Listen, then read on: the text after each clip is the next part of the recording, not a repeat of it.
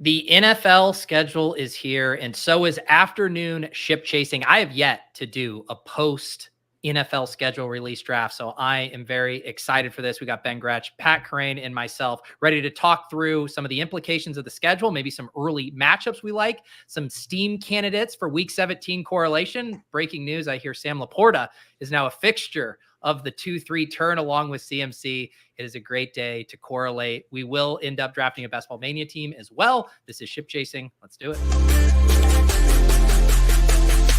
Pat Fryer Helmo. This is why I'm hot. Anita Handjob. Fix your sight. Jamar Alpha Play Chase.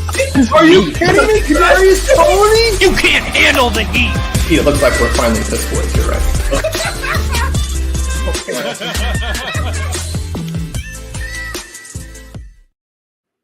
All right. What a great time to be alive.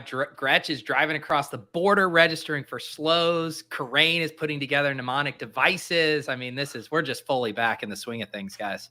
That's right. I'm definitely not out getting haircuts. I'll tell you that. You're also definitely not out plugging in your mic. Yeah. Wait, my mic's not working? No. You're on your computer audio or something. Okay. Gretch, how I assume, did you have any other? That just made me think of your Swolecast thing. I mean, God, you're so fucking quick, Pete. that was a good. Is it? Can you? Am I in the right way now? Okay. Yes. Okay. You're good. Gretch, walk us through. What did you say to your family? I'm getting up at 4 a.m. to drive to the border. How did that conversation go? I mean, I get up that early sometimes. We've talked about it on the show before. It's been weird the last few weeks with my allergies where I've been like getting up and then going back to sleep. Like the thing about me is I'm a morning person, so when I wake up I can't go back to sleep. It's like, well, I'm fucked. I'm awake. Like and we have our cat. Sometimes our cat will wake me up at like 2 and it's like I get pissed at the cat because I'm like, great, now I'm up all day. But lately, because of my allergies, I've been going back to sleep and sleeping until 6, 7, stuff like that.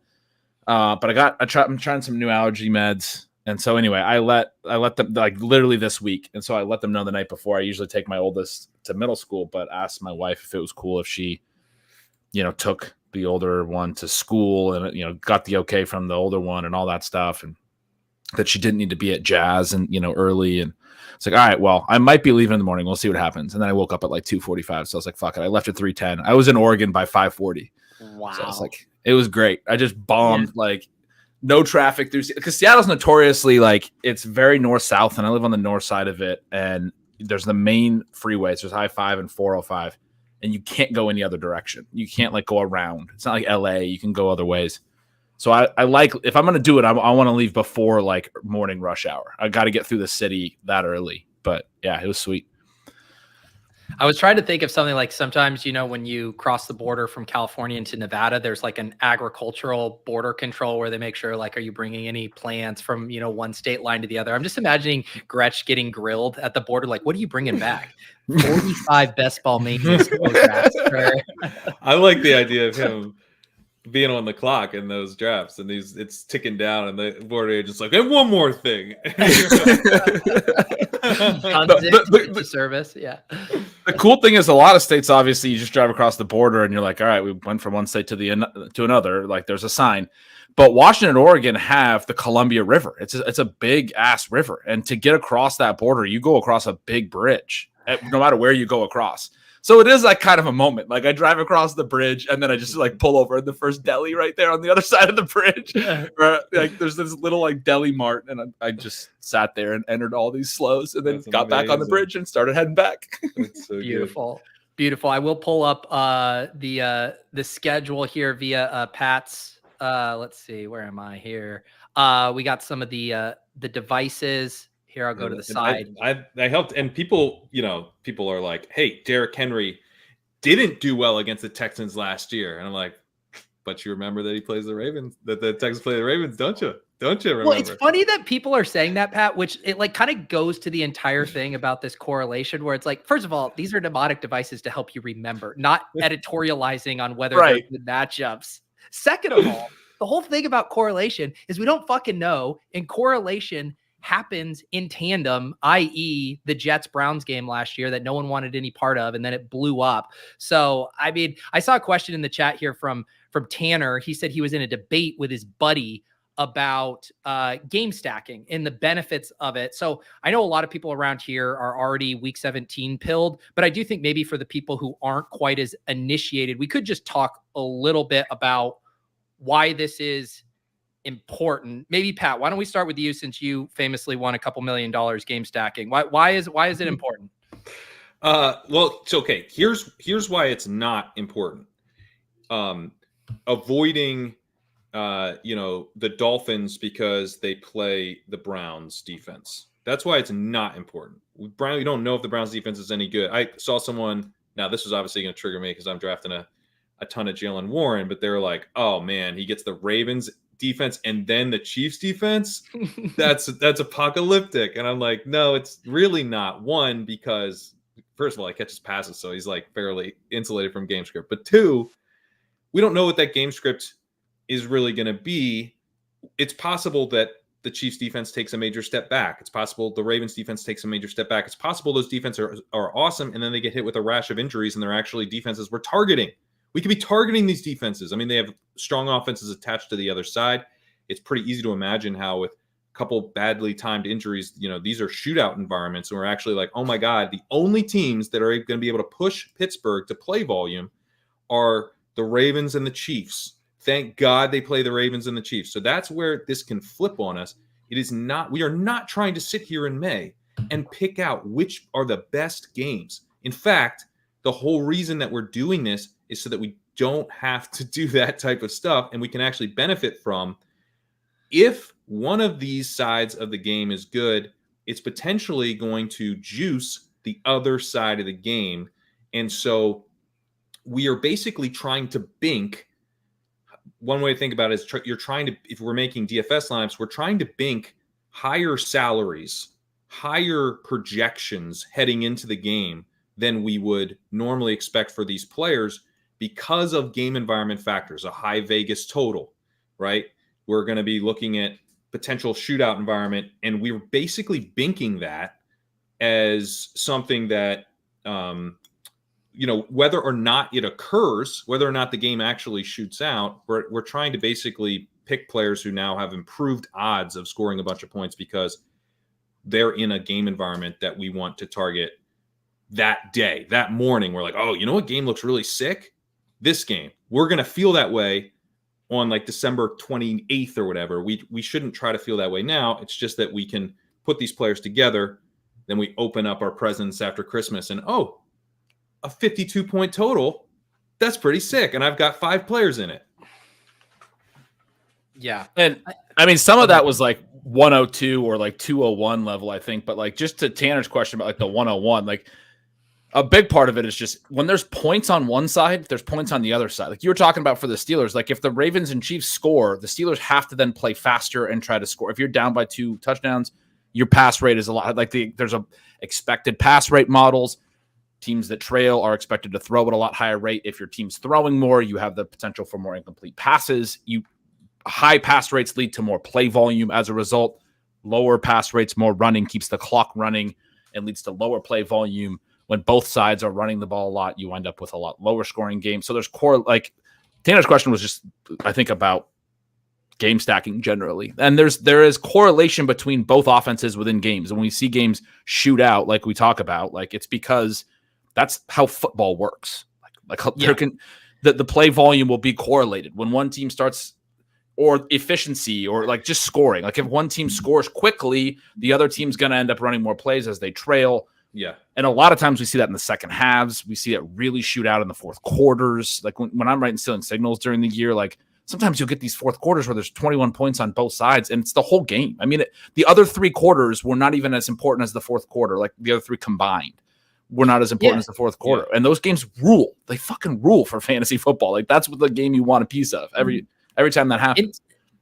I think like a really simplistic example to like understand it is because the game people are going to react to the most is this Dolphins at Browns, because it's the perfect storm of Browns always have these gross cold weather games at home and Tua sucks, both on the road and in the cold. Like that is the most prevailing narrative. Are you not going to take Tyreek Hill in the first 5 or 6 picks of your draft because of this week 17 matchup? He's never. If you're smart, you're not going to I'll tell say you that much. He's at 103 all summer. So let me just put a bow on this, because it's like, okay, if you draft Tyreek Hill, or say even falls to you at 1-5 or whatever, you want him to go off week 17. You want this game to go off. He will.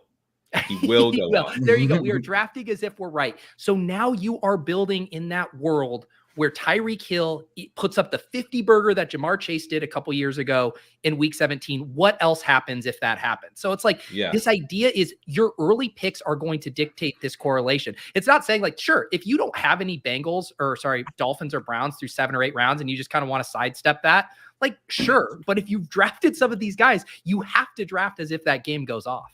And we know week 17 matters, and in no way am I going to suggest it doesn't matter, but this is a great team and a great example to suggest that week 17 probably gets too much weight, because the Dolphins are the exact type of team that I would want to team stack because of how concentrated they are. Tyreek Hill's like targets per out run, weighted targets per out run, all that stuff wasn't just best in the league. It was way better than anyone else's. It was like every time he's on the field, the way that Mike McDaniel can get him the ball is insane. And then Jaylen Waddle also top 10. Even though Tyreek Hill as a number 1 was that dominant, the number 2 on his own team was better than most number 1s. Like, it's such a concentrated offense. Achane, I took no OBJ's there, don't forget. I think it's crazy that Lamb goes ahead of Tyreek Hill. I took Tyreek Hill ahead of him in some, and I'm doing some eliminators with some of my slows, and I'm taking Tyreek Hill in those because of this ridiculously consistent volume. I think if Tyreek Hill, I've said this earlier in the offseason, if he didn't get hurt late in the year, I don't think he would be going behind Lamb. But I'm still taking some Lamb too. That's what the way that the market has it. And I think Pat makes a good point that now that they're playing at the Browns week 17, it may stick. But on one of the teams where I took Hill, I took Achane in the second. I'm hoping to get Waddle in the third. Like last year, I was making a point about not doing that with the Eagles, not taking 3 Eagles in the first 3 rounds. The Dolphins, the exact type of team that I'm comfortable putting all of my high capital into this team, because they showed us last year that all of the volume can be concentrated on like 3 guys in an individual game and over a stretch of time, even like over a month or a couple of months, maybe not for a full season, but close to a full season. It's the most concentrated offense we've seen, and still good, still efficient, all of those things. I mean, this, and then you have Deshaun Watson on the other side. If he does play well this year, like, you're telling me that, like, he used to get in tons of shootouts. You're telling me just because of weather and outdoor, like the Dolphins and the Browns can't get into a shootout? We also know that weather tends to be overrated, and that's when we know there's bad weather that day.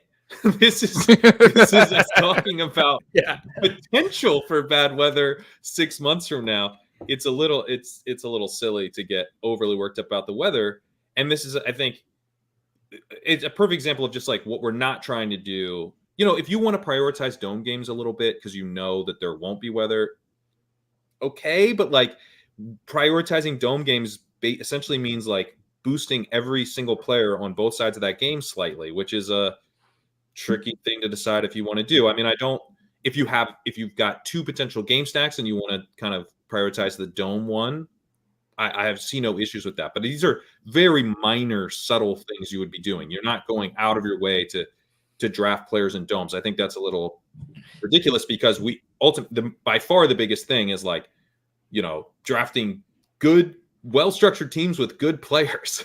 That's how we win. And then this is kind of like the little frills that we're doing in the end. The frills are important, but you know, I think the thing to understand again is like, we don't know which games are going to be good. And some of these games can be like, okay, the Seahawks Bears. What are the Seahawks going to be like this year? What are the Bears going to be like this year? How are they going to be? Or is this going to be? It's possible that this game sucks, that both teams are really conservative, and they, you know, or it's possible the Seahawks take the lid off the offense. Caleb's amazing. He's got 3 absolutely insane wide receivers. We don't know the answer. But when you take Keenan Allen and Rome Odunze, you do know the answer. You do know the answer. This game's going to fucking crush. You're going to win the tournament with this game. You should be taking some Seahawks on the other side. Draft Tyler Lockett becomes more of a priority. JSN becomes more of a priority because you already know Caleb's going off. He's driving 2 wide receivers to high scores. Seahawks are going to have to pass. Another thing, like, I think a good illustration of it. Last year, people would talk about the CeeDee Lamb, Amon-Ra St. Brown being this chalk week 17 correlation. But maybe lost in the sauce there is people weren't reaching for that. It was chalk because it was correlated to ADP. Like if the schedule didn't have them pitted together, both of them were going to go in that same range regardless. Right. So that's like there still would have been a ton of Lamb Amon-Ra teams. Yeah. Oh yeah. Just naturally. Yeah. I think where you get into trouble is when you are reaching in the early rounds. And we know, and this was one of the things when I was looking at like the ADP value curve and how representative it is of projecting points. And Sacrilegious had showed me this too, of the differences in value from like a second round pick to a first round pick are massive relative to like, say, the drop from a 10th round pick to a 17th pick. Like just that one pick, our ability to identify these stars at the top. I think where you really get into trouble is when you vault people up in the early rounds for correlation purposes. So like one example, I'm already now seeing Laporta, as I mentioned in the cold open, like going with CMC at the turn. And we could already talk about the opportunity cost of taking Laporta with the other good tight ends, cheaper, yada, yada. But I think that's where I want to be careful. I want to be back weighting my correlation, using that as stronger tiebreakers as I move throughout the draft, but still letting the top of the draft come to me. But I think most people like fucking love correlating the hell of out of their lineup right out of the gate. And that's definitely silly. And the way I would say is like, it would make a lot more sense. Like live in a world with me where Ayuk was going in the mid to late third where Laporta was. And then we just learned today that he was on the 49ers. And so, oh, sick. He's on the 49ers too. Let's take him on the 2-3 turn with CMC and get same team correlation. That way we're setting up a 49er stack. That would make a lot more sense than if we were like trying to draft a tight end bring back to CMC, 6-7 picks ahead of where he's going. Like this isn't, especially that early on in the draft, like it isn't that impactful to be fundamentally changing like the landscape of the first 3 rounds of the draft. And to your point, like there's a difference in the same team correlation thing that can be a full season correlation concept, right? Like it's not solely about week 17 at that point. You get the week 16 bonus, you get the week 15 bonus, you get the advance rate bonus. I mean, same team stacking is very, very powerful. Week 17 stacking is just for the 1 week if you're there. Right. And that's something that I like when I just said I might do the Tyreek Jaylen Waddle thing. Some of that stuff is for me, some of the week 17 stuff is just that I want to be really in on like a certain offense and then maybe just like feather in some players on the other side of it. Cause I think the full season side of it, one of the things that we're kind of trying to caution here in this conversation is overweighting the week 17 stacking and overweighting you wake up tomorrow and you're there and you're in the final at week 17, because you can go too far with it to the extent that you're now really damaging the possibility that you're going to get there because you've reached on everything and your team's just not going to be good throughout the year. And you haven't structured your team and followed the other rules well enough and built a good fantasy team. You haven't drafted enough good players. Like at a certain point, it does come back to like best player available. Like, yeah, I mean, all these things are for us trying to, we used to joke about like, yeah, if we knew who all the best players were, we would just draft them. That's why structural drafting exists.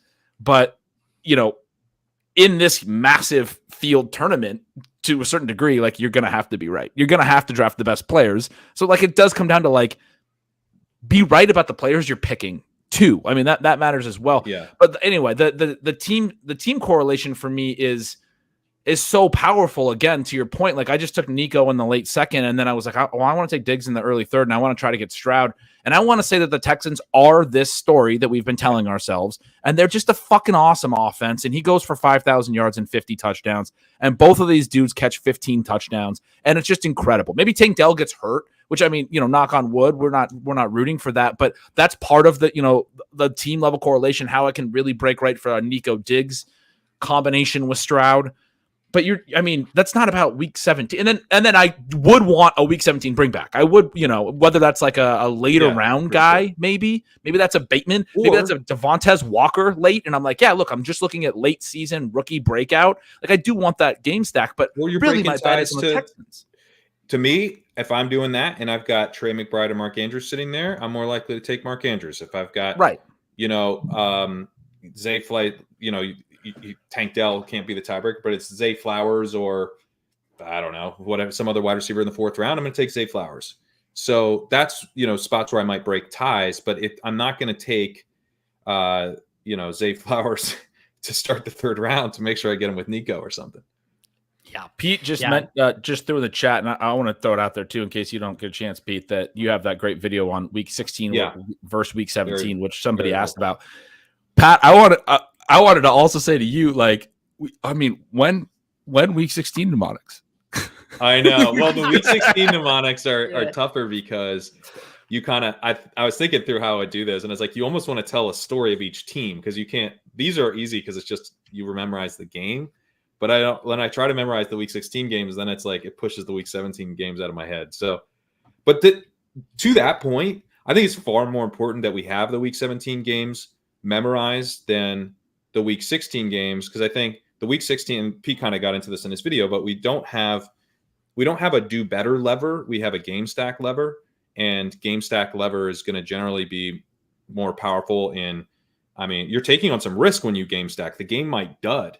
And it might take a team that would have finished 16th with just a solid score, first out of 16, and make it finish 15th, and you don't advance because you're game stacked. And if the game goes off, you absolutely fucking demolish your pod.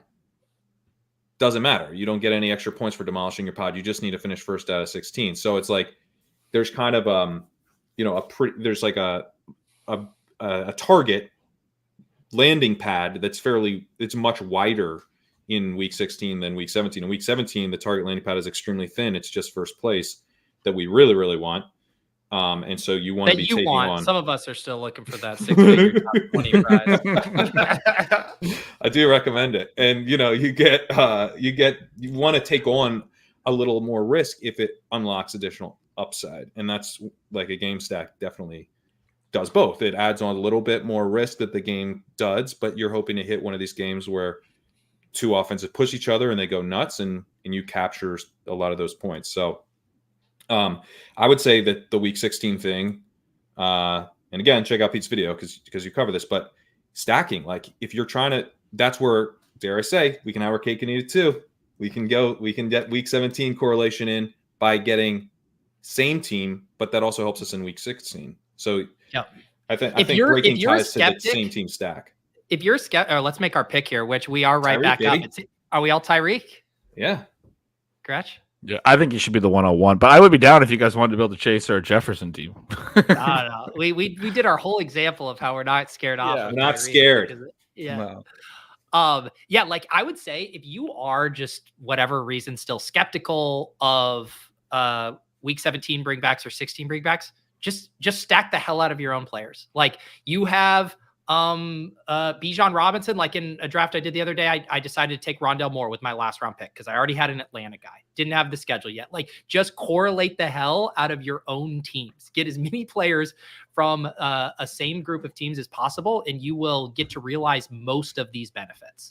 Oh, that your mention of Bijan there brings up another question. I was curious if you guys had any like big like winners or losers from the schedule release, because I mean, the reason being, I think Atlanta was a massive winner. I mean, we knew they were going to be playing an easier schedule and probably dome games, but they got domes in 15 and 16, and then at Washington, which already has like a really high look ahead line, like over under, and the expectation is that could be. I mean, that's an outdoor game, but expectation is that could be a pretty high scoring game. You get Kirk Cousins back in Washington. You get obviously Jay Daniels late in the year. Or you get Michael Penix versus the other first round rookie. Or you get Penix. But dude, I mean, with that 15, 16, 17, I don't know. That got like and they're none of them are very good teams. I think Atlanta can win like all the games, play from ahead. I think Bijan should. I really like the top 5 this year. I think he should be going ahead of Amon-Ra, and I think he should be in the group with the top 5. I think arguably he should be the RB1 ahead of Christian McCaffrey. Pretty Whoa! Now we're getting I don't think he should be ahead of Brees. I think Brees is a better pick. I mean, I think he's a better player, and I think he's in a just as good of a situation. What What has you on him as a bet? You've done what he's done in the NFL. I remember 2 years ago, Brees's rookie year, we talked about like what he was as a prospect, and you didn't have him as high as a prospect. And then last summer, you loved Brees. Yeah, because what he did in the NFL. To me, the NFL stuff of like the prospect analysis is to like get us in the right ballpark on these guys, and then what if we see them like fucking hitting homers left and right in that ballpark, then we take note immediately. Yeah. And that's what we saw Brees doing. So to me, like what he's done through 2 seasons, plus being a good, I thought he was a good prospect, just maybe not a like hyper elite prospect like Bijan. But Saquon was this uber prospect, and he's been good to some extent. I think the uber prospect stuff is counting floor. It's counting ceiling and it's counting floor. And it's like Saquon's not going to bust. Bijan's not going to bust. Jonathan Taylor's not going to bust. But it doesn't necessarily mean they're going to break fantasy. We want to be seeing what they actually do in the league. I'm putting just such a massive asterisk on everything with Atlanta last year and the year before. And he was good. He was still good efficiency-wise. Yeah, and I'm not worried about Bijan at all. The big thing for me is he had 86 targets. So, that's something Brees Hall has not. Actually, Brees Hall had more targets. No, he got fucking targeted relentlessly by Zach Wilson. I was going to say he has not done that, but he actually had more. I'm looking at the list. He had 95. That's what I'm saying, man. That's wild. I didn't even realize that. Yeah, honestly. no, he's checking all the boxes. Bijan's receiving, and then just like the fact that they brought in a Rams offensive coordinator and the Rams system and the way that they like to keep a guy on the field for all 3 downs, and the fact that the Jets keep drafting more backs. I'm down to go any direction on this. Achane and Waddle are both obviously there. JT's the faller. That's I would take JT, rare. who's not normally here. Yeah, let's do that because one of the Miami guys could swing around, and we could still get 2 Miami guys in the first 3. But this is crazy. I didn't even see JT at first. That's crazy. Yeah, you could also go neighbors with JT for the week 17. He's a really fun pick anyway at 303. So there's a lot of ways we can now play this. Yeah. Or see if we want to push if Achane comes all the way back around. Maybe I would take Achane too if he's here. Yeah, definitely Achane and Waddle. We are in. I did put the alert. If you guys are in the ship chasing Discord, I've been trying to tip you guys off when we hop in, and there are lots of ship chasers in here. So we do need to be a little aware of avalanche type runs if we start 2 straight running backs. Yeah. Well, we got to. Here's. Oh, so Achane does go. So we can do neighbors or Waddle, which are both very fun for this build. Yeah. What do you guys like? I think either's fine. Me too. I think I do too. I think I would tie break to neighbors because of like how Miami can be so like part of the Tyreek Hill thesis is like he's just getting nuts. 40% of the offense. Yeah. I like that. And I personally kind of skew that way in general too, where like when I'm loading, I want to load up from one team, but man, we want these top picks to absolutely hog the production in that week. And I'm not saying I'm not going to have any Hill and Waddle, but I think if just forced to choose, I'd rather just have the one-off from the elite. The other thing is Hill and Waddle's going to be really popular, and Taylor Neighbors is going to be rare, man. That's pretty cool because Neighbors is going to the 2nd round in a lot of these. That's like, correlated. That's a week 17 correlation. Yeah, that's what I was saying. Yeah, it's killer. Yeah, this is a fun-ass start. Yeah. Because we can still go like Mostert, and you can still go Tua. You can still do a lot of stuff with Miami, but you could just take Tyreek and not correlate him because that's like part of the Tyreek thesis is that he's just like the whole offense is the absolute monstrous volume in the offense. But yeah, no, just to tie up on the Bijan thing, I just wanted to say like, so one thing is Atlanta has the easiest schedule in the NFL by a ton as far as the look ahead lines. Warren Sharp's been tweeting about this a bunch. Then they are obviously playing in a dome. They're going to have a massive play volume and pass attempt increase, which I think Bijan showed he can catch a lot of passes. But I think the competency of their passing game and their offense, and then that point I was going to drive home was they bring in Zach Robinson to be their OC. He comes from the Rams. We love running backs in Sean McVay systems. Even like Joe Mixon, when he wasn't efficient, would stay on the field way too much for the Bengals. Zach Taylor, obviously connection. A lot of his understudies have brought those offenses. We don't know that for sure, but the possibility of Bijan Robinson going from last year kind of being in like a committee for reasons that we didn't really understand. We were always like, why is Bijan Robinson not playing more? To being like the clear workhorse number 1 3-down guy because it's part of their system. They don't want to substitute because they don't want to let you substitute and get out of base defense. Right? Like, so the whole thing with the Rams offensive system is they don't want to substitute, so you can't match substitutions. So that might be something that makes Bijan an 85% snap share guy. And the volume would just be a massive increase over what he actually got in his first year. Brees, I think, you could have stuff like that, but Rodgers does so much at the line, slows things down. You have a Nathaniel Hackett effect. They drafted 2 more backs this year, and on top of a Bannock, like, they have pretty good backups. I think they might try to, like, I guess I don't read the Brees thing as like they're going to use him so much. They're going to give him 350 touches. I kind of read the Bijan thing that way. Yeah, but I'd rather. If they throw to him like they've thrown to him through 2 years, like I don't care. He's so explosive. Yeah, he's going to get he's all still the a first round touches. Yeah, and he's in a good situation, and I think he's better. I think that's the thing for me is I think Brees is better because I think Brees is probably the best running back in the league. Like at this point of CMC's career, like it's probably Brees. So yeah, I'm just like, you're going to give me the best running back in the league at like 107 or whatever, or 108. Like, yeah, I'm gonna take that. I'm pretty psyched about that.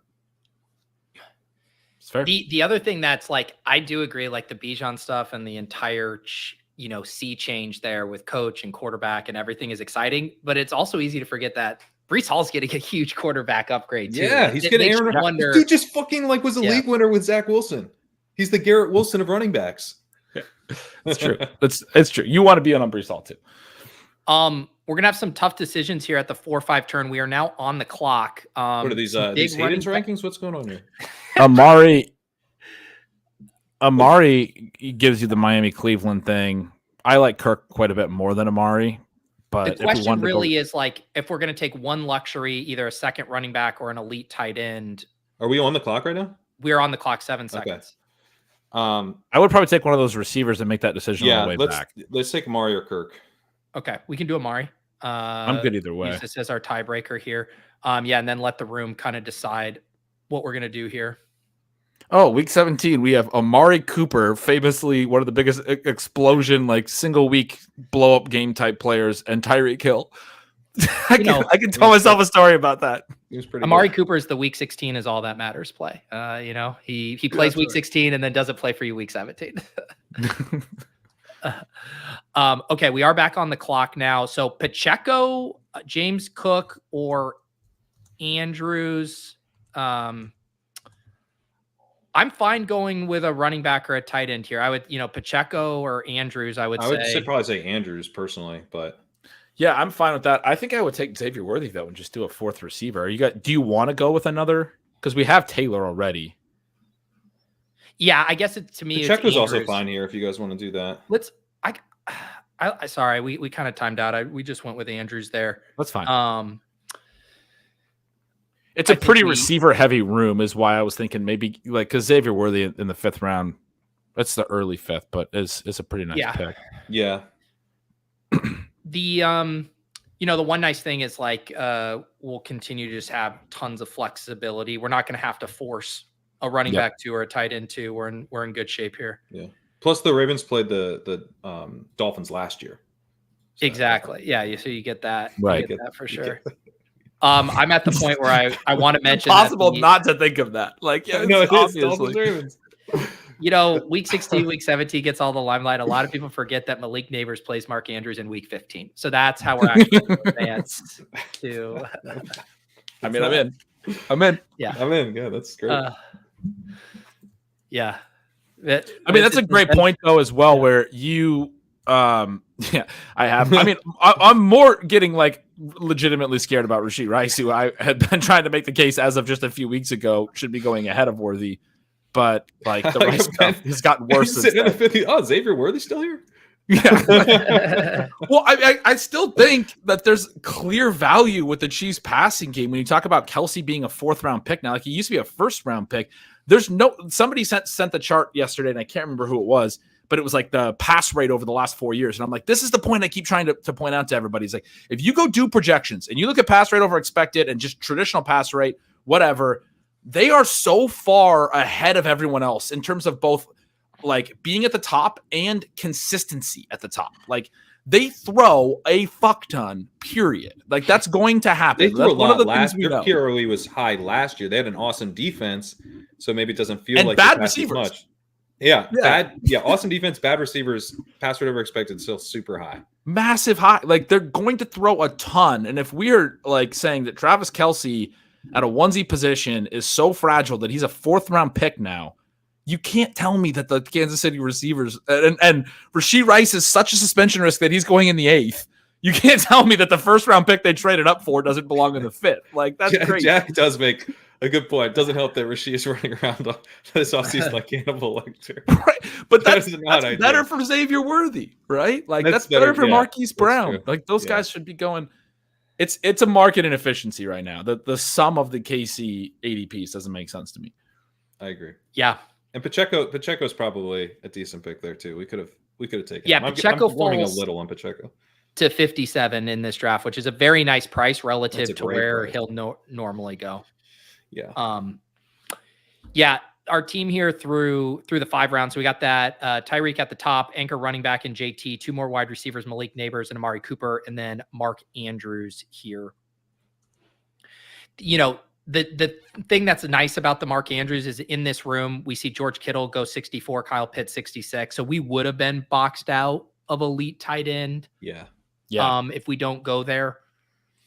And Pete, you're always talking about how it's easy to kind of, or not easy, but like it's easier than people realize to feather in different correlations. You made the little joke about the Andrews Neighbors thing, but that is like, you were probably part serious. Like that is like a cool thing about this that goes overlooked, I think, is like you're going to just like naturally have some of these little like connections. Draft you know? how you would normally draft with it in the back of your mind, and it's like, oh, look at that. Look at that. Yeah. Well, just like I was, people, you could go back and look through your big board drafts right now. You will have stumbled upon a lot of accidental correlations, especially if you are prioritizing some divisional matchups. Like that will add to it as well.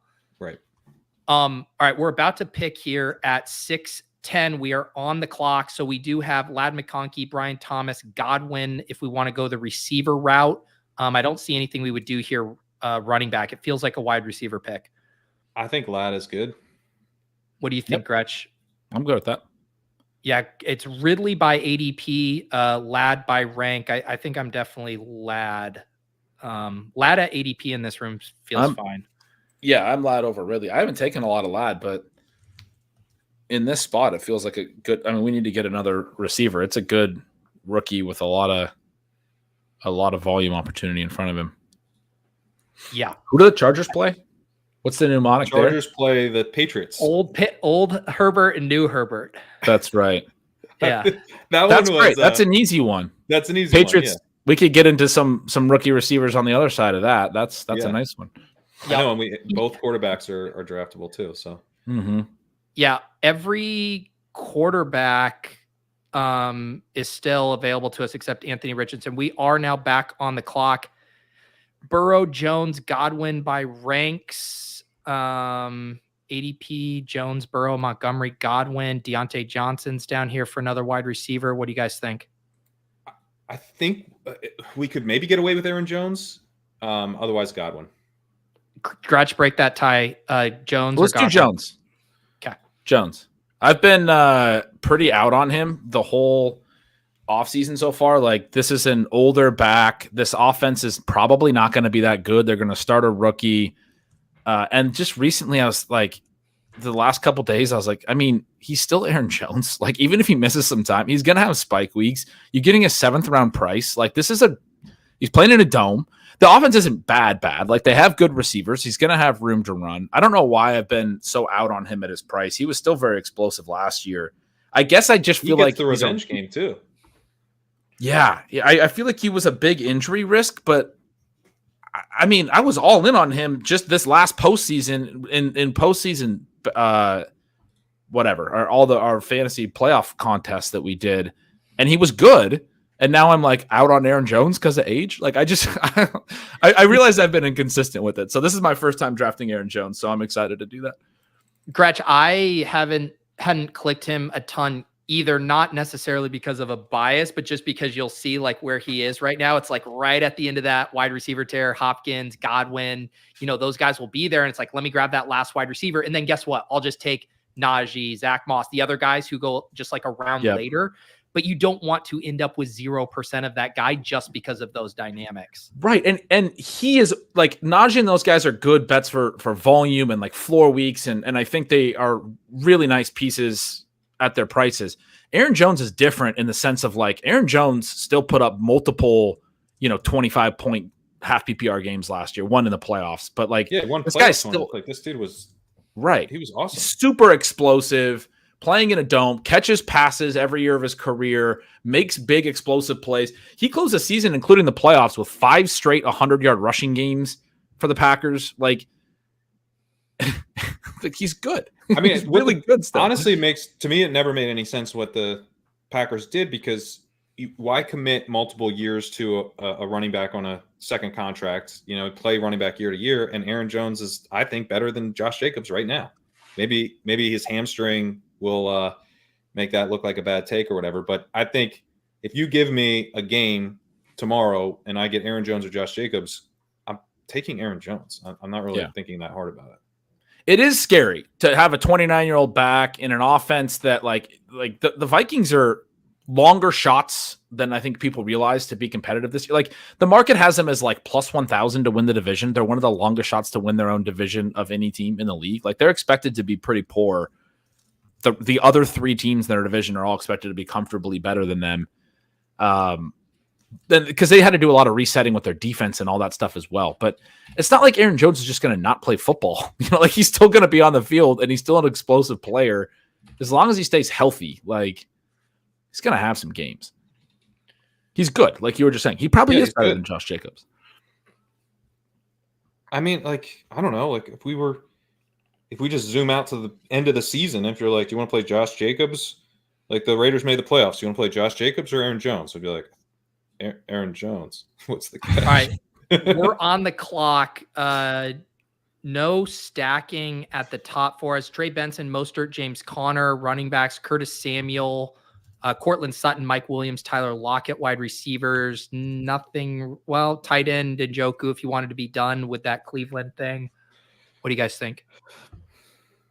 The running backs all look good. I haven't drafted a lot of Samuel either. Samuel kind of fits, I think. Yeah. Okay. I think Samuel's a good pick here. We could also do Mostert. We never got the correlation.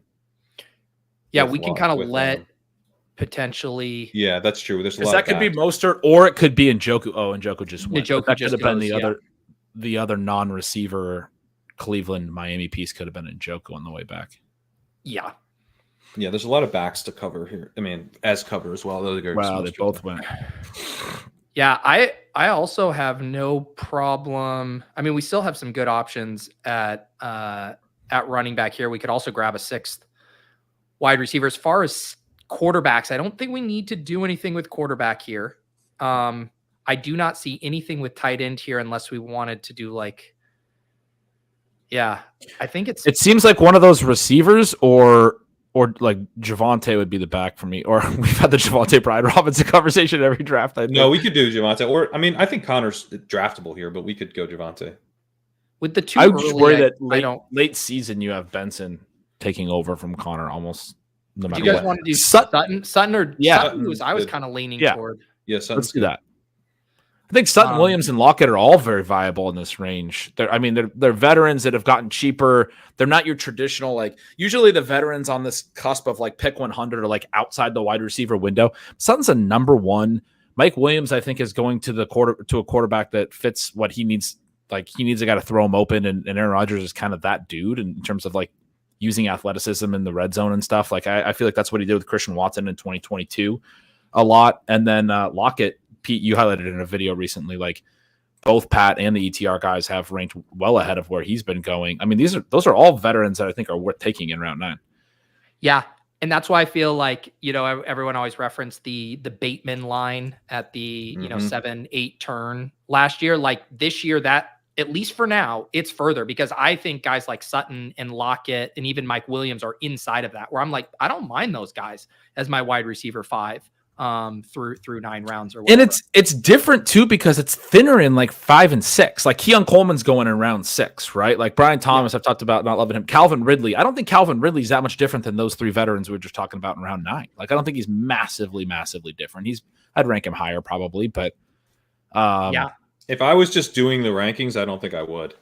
If I was just like making the ADP, I don't think I would. The other, solid construction for us so far, 2 running backs, 6 wide receivers, 1 tight end. One nice thing about the quarterbacks, lots of late options too. Here, I mean, we got Tua and Herbert. We got super late Daniel Jones, Bo Nix. Mid late, we got Watson. So there's a lot of different ways we can go here. I don't know what just happened to my camera. So I'm not feeling too worried there. No, we're in good shape. Yeah. Tua but don't we have a couple options for this next turn? Yeah, this next turn is probably we want to think about it, and we could just take them and be done, or we could push it, but we don't need to worry about it. Yeah. 3 just went, it looks like, at the bottom there. I like how we can't see Pete or the board or the draft. Sorry, I don't know what Oh no, 3 went in the 7th. That was a long time ago.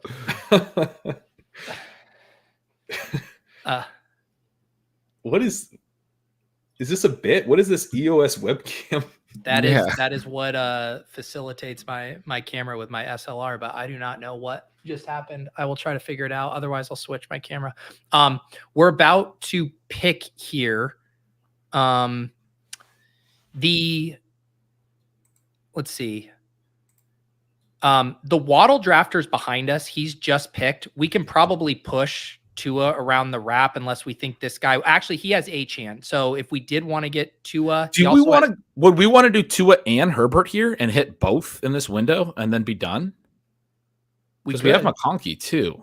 We definitely could.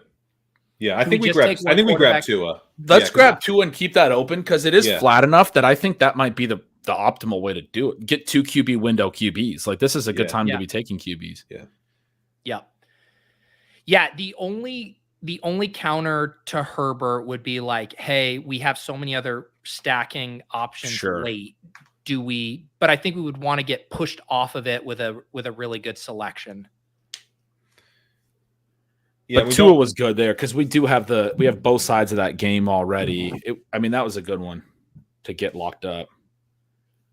That was a really good one. Yeah, because we have the bring back.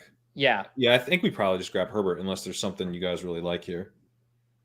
The other move would be to grab Judy and double up the Brown side, but then we're pushing ourselves potentially onto Watson and 2 out of the same game, which isn't ideal. So I would probably this does not Herbert. feel like a running back sweet spot. It's not a tight end sweet spot. So it literally would be Judy or Herbert. Do you have one, Gretch?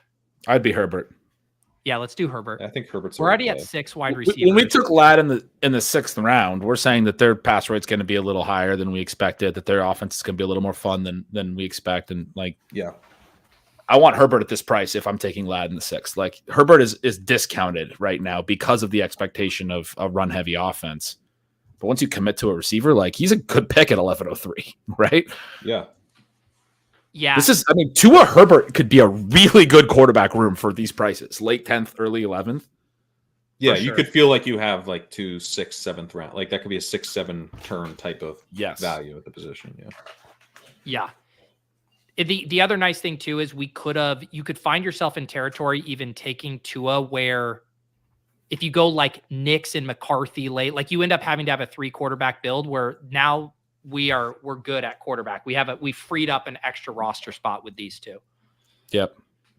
We have them both stacked with their number ones, probably. I mean, McConkey's the number 1 in terms of ADP.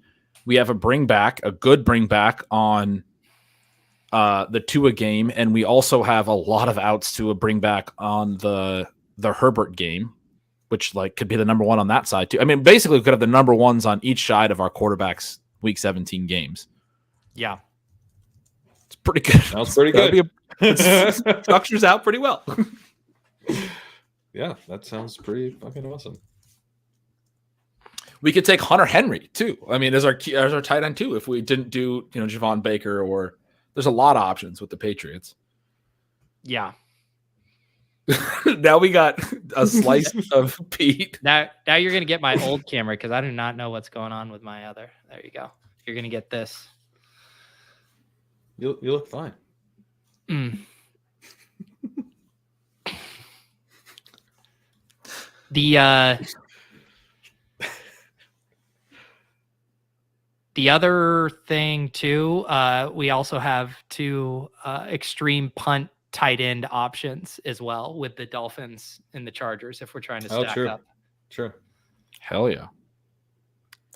Somebody just said positive thinking in the chat. The reality is I only do slow drafts. And so like you guys are all like wired to this stuff, but I have to think through it. So I'm like thinking out loud, like, oh, these are some things we could do later. Oh, Hunter Henry could be an option. Oh, like, Can you scroll down a little bit?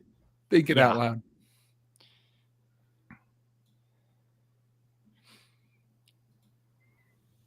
So I feel like structurally running back would be nice.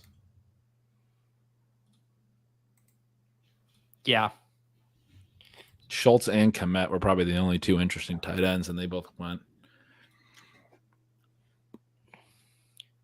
Yeah, Schultz and Komet, those guys have been just maybe because I've been doing so much elite tight end, but I just never end up with those guys. I take some Schultz, not so much Komet. I had him fall to me really far the other day, and I took him. What are we looking at? So Jaylen Wright seems like a smash here for us. Yes, Jaylen Wright is. I think, Dude, we never got another Miami running back? Oh, yeah. Yeah, because we missed out. Clearly the pick. Yeah, and I guess Lloyd's ADP is behind, right? Right? Yeah, so that was kind of nice. Lloyd went ahead of Wright there. Normally, I think if someone's drafting a rookie running back there, they're taking Jaylen Wright. That was a sick. That was awesome. Setup. Yeah.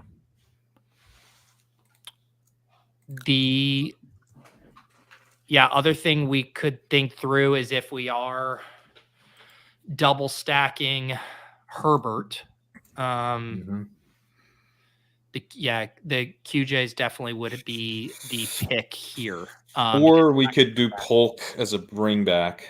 I know we just talked about how we want to break ties, but is it a tie? I guess it probably is. We should take QJ. What do you think, Gretch? Do you have a preference on those two? I think they're both. No, I don't. I think they're both good picks. Yeah. We could take Luke Musgrave too. I think is a viable tight end option. And we have Aaron Jones, right? Isn't that Green Bay, Minnesota again? Yeah. It is. Yeah, we could do that. The only thing is we're boxing ourselves out of the later options, like Polk goes, because there's like Tua and some of the other. I kind of because of like Kraft, if we wanted to correlate there, I kind of lean QJ. What do you think? I lean QJ with Polk on. Yeah, let's do it. Yeah, let's double up. Would you ever? People always like thinking through the hand cucking options. Like at cost, would you ever do Aaron Jones with Ty Chandler?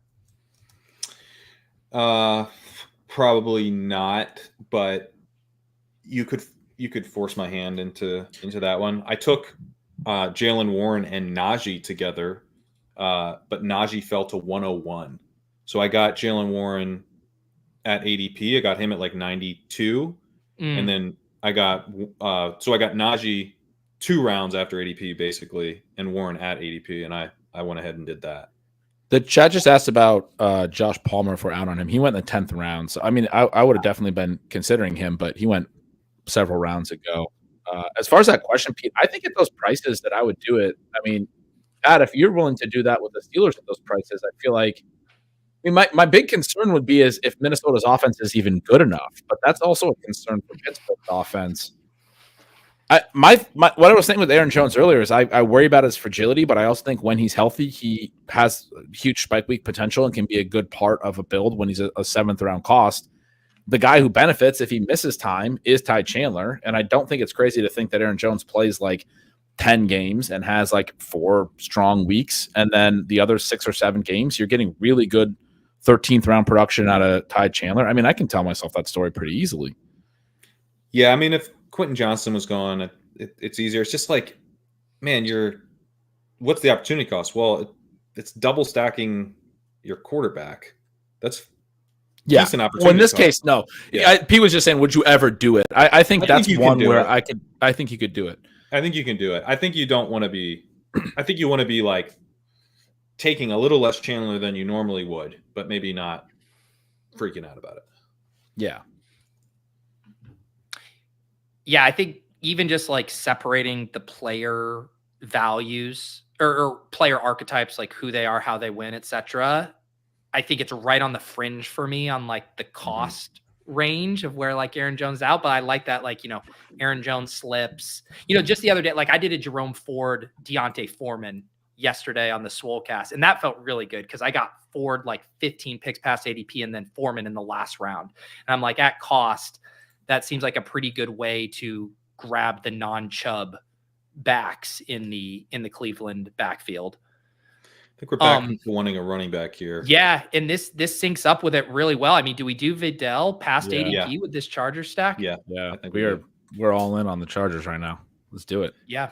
I love that. That's saying, I mean, because we're already saying that they're going to pass more, which means like Gus Edwards got hurt and J.K. Dobbins never came back from the Achilles. And like now the rookie's playing, but they're in a little bit of a more pass rate offense. Like I like getting the running back when it's like same thing with Jalen Wright with the Tua thing. It's like, okay, well, if their team's plans at running back don't work out, it probably pushes them toward passing more, which is already what we're playing in this offense. Yeah. Yeah, I like that. On the Jones thing, like I think a big part of it too for Minnesota is just like the specific back Jones is. Like Chipsy was saying that he's never been a workhorse, and then the fact that in that depth chart, the number 3 battle is the same guys that were there last season. It's Myles Gaskin and Dwayne McBride and all those dudes, and like Ty Chandler already beat him out. So how's tight end looking? Yeah, I think we could chill. I mean, I like Bucky a lot. Mm-hmm. He's That's kind of right, the last of a tier for me here, but if you want to lock up tight end, I'm okay with it. I would maybe lean to locking up Jonnu with the double stack, but I also fine with Bucky. I would be Bucky, or I think Herbert's in this tier too, but I would be either of those two. Okay. I just don't think Jonnu's that. I mean, the correlation stuff matters, but I just don't think he's that good of a pick. Like because of the concentration of the wide receivers. And to me, I'd rather again, not that ADP matters in this range, but I do think like Jonnu could easily come back to us at 190. A lot of times people don't want him unstacked. And if someone takes Jonnu, that's the beauty too of having like Andrews, right? Is like we could grab Tucker Kraft as that other correlation opposite. That is Aaron part of the Jones. reason. Yeah. Or I mean, I don't know who you would take for the Chargers, but you could take Will Dissly or Hayden Hurst. You could one take of those Dissly. two. Yeah. Dissly, I think, is draftable in this type of build. The other thing I would say about the Aaron Jones thing is that, and I'll bring up the running back room that I had with Najee. So I drafted James Cook, Jalen Warren, Najee Harris, Khalil Herbert, Deontay Foreman. That's the room. So I feel like if you're going to do it, it's best to do it where like I'm now like Pittsburgh running back is like soaking up a lot of my draft capital at the position and like more than I put into it. Like it's like I'm taking advantage of the balloon effect of like I got the whole backfield. So like on this team, for example, the fact that we had Jonathan Taylor, Aaron Jones, Jalen Wright, am I like dying to like make sure I have the whole Vikings backfield? Not really. I'd rather kind of take big cracks with my other running back position because I have Jonathan Taylor holding down a spot. So now it's just like, how do I fill my RB2? And it's probably a little too safe to be like, my RB2 is always the Vikings guy. Like maybe, I mean, I probably want a league winner as my RB2. And maybe I already have that in Jones, but I don't want to necessarily like bet against that bet when I have enough capital at the position. We just did, to that point, we just did the thing we talked about basically the whole show last week, which was the rookie running backs in this range. We just hit 3 in the last 4. Exactly. Yeah, so the squad here through 15 rounds, we got Tua and Herbert. We got big bets on the Chargers and Dolphins. Our running backs looking good. JT, Aaron Jones, and then 3 rookies, Jalen Wright, Kamani Vidal, and Bucky Irving. Decent wide receiver room up to 7 here. Tyreek Hill, Malik Neighbors, Amari Cooper, Ladd McConkey, Curtis Samuel, Cortland Sutton, and Quentin Johnston, and then Mark Andrews holding it down at tight end for us. This team fucks. I like it. I'm into it. Yeah, and I do, again, like there's so many benefits to the elite tight end, but like not ever having to like feel queasy or feel like you're reaching for a tight end when you kind of have that anchor there. Just, I don't know. I love having that flexibility in the mid rounds. Like if another tight end drops and it makes sense, like beautiful, but I'm never going to have to like panic chase tight end once I got that anchor. It is really nice. Yeah. Yeah. I think that's like, I think I probably would have grabbed Jonnu there, but it's so much nicer if you can take Bucky and then just get Jonnu anyway. So now Jonnu comes back. So I mean, it's clear. It's like one of these things. I was gonna say too, like a lot of the other options we had at tight end have been going. Like, I mean, like Noah Fant's a really fun like backdoor late tight. Like but this is like if you can draft like this, and you know. It's the best way to draft. Like you get the guy who you want. It's like this is the very last draftable person, and the team would be completely dead without him. And here he is. Yeah, it felt a little not dead without him, but it felt a little like tight end 2 was going to be an issue. But sometimes I do that with like this would be more of like a quarterback who's double stacked. Like, do you push him and if he comes back, you're like, holy shit, this team has actually gained something from it, or you just make sure the team's not dead. So here's the other thing is, do we take Disley in 20 and make it a 3 tight end build with both Jonnu and Disley as like super fragile number 2s? I think it's viable, but it would be like, do we feel like we're giving something up? Yeah. That's what I'm kind of wondering. What would be given up? I would. Wait, did we ever take a Patriot? We never took a Patriot. I was just going to bring up DeMario. Yeah, he's perfect. Yeah, looking at the other, and then we need another. Do we need another running back? I think we have a luxury pick, honestly. Okay, we do. We have a luxury pick. We don't need another QB. I think we're good at receiver, probably. Receiver's nice. I mean, this team's so balanced that I think it's a true luxury pick. I think it's a true luxury pick, too. For me, I think it would be running back or doing the Disley thing. Because I think if you have Tyreek and you get like Amari and Curtis Samuel and Sutton and a lot of those veterans that it's like, I mean, yeah, injuries happen and stuff like that, but I feel really good about this receiving core too. Like there's a lot of solid usable weeks here, Yeah, I think if I flip this team over in week 17, I want that extra tight end. You want the stack, right? Like both of the tight end. Yeah. Yeah. Having both the QBs stacked up like that is pretty sick. Andrews is a tight end 1 all regular season. Yeah. And then through the 3 playoff weeks, we have both our quarterbacks with this like 2 touchdown tight end potential. Now you can say like, does taking Deontay Foreman give us a better chance of making week 17? And also like maybe Foreman's also correlated and so I probably would take Deontay Foreman over Disley. But structurally, I think I lean the tight end, if that makes sense. I still would go Foreman. And if I told you guys we had 6 wide receivers through 100 and 8 total wide receivers, you would tell me, no, we're good. We're good at wide receiver. Right. Yeah, I think Foreman is pretty fun, but yeah. Are there any other running backs other than Foreman that you can click running back? Yeah. Lauby, CH, Damian Pierce, Evan Hall. Damian Pierce gives you an Andrews thing.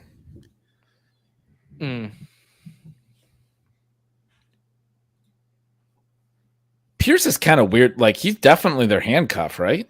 He's kind of weirdly underpriced. He was overpriced last year, but like this dude was like a 6th round pick last year. I know he's not a great fit for their rushing scheme. Like everything was bad last year. He got beat out by Devin Singletary. They brought in Joe Mixon. Like if Mixon gets hurt, is it not Damian Pierce's backfield? No, it's not. They do have JJ Taylor, Pat. I just looked up their depth chart. I'm looking up the depth chart too. It's Darius backfield or Jawar Jordan. Jawar Jordan, 6th round pick. Guys, this is where I like to admit things. I don't know who Casey Washington is. I don't either. Okay, I was like, I'm sure there's some random prospect I missed. I was like, I legitimately do not know who Casey Washington is. Looks like he was a 6th round pick out of Illinois.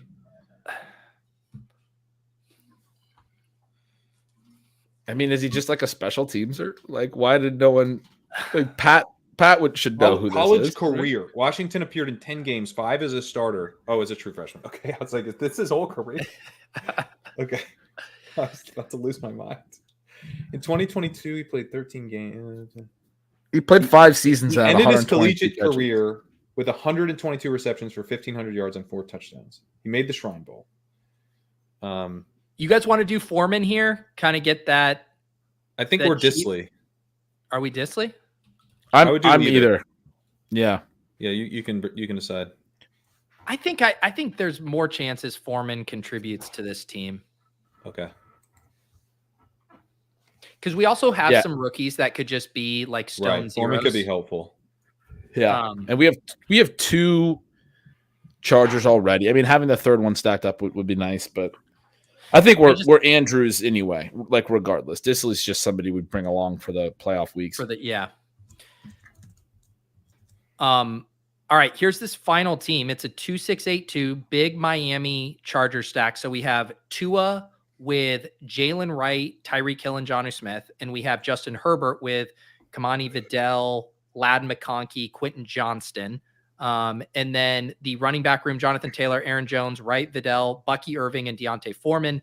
The rest of the wide receivers, along with Hill, McConkey, and QJ, Malik Neighbors, Amari Cooper, Curtis Samuel, Cortland Sutton, Demario Douglas, tight ends, Mark Andrews, and Jonnu Smith. Got some nice correlations there, obviously, with Cooper and Foreman on the bring back for Miami in week 17. We have Demario on the bring back in week 17 for the Chargers. We have Sutton as the bring back in week 16 for the Chargers. I would say our only correlation miss, we didn't get any Niners to come back for Miami in week 16, but we can live with that. Yeah, that's a really concentrated offer. Yeah. This is a fun ass team. On Casey Washington, I got some fun facts for him. He played 49 games. In his first 46 games, he never had 70 receiving yards and he never caught a touchdown.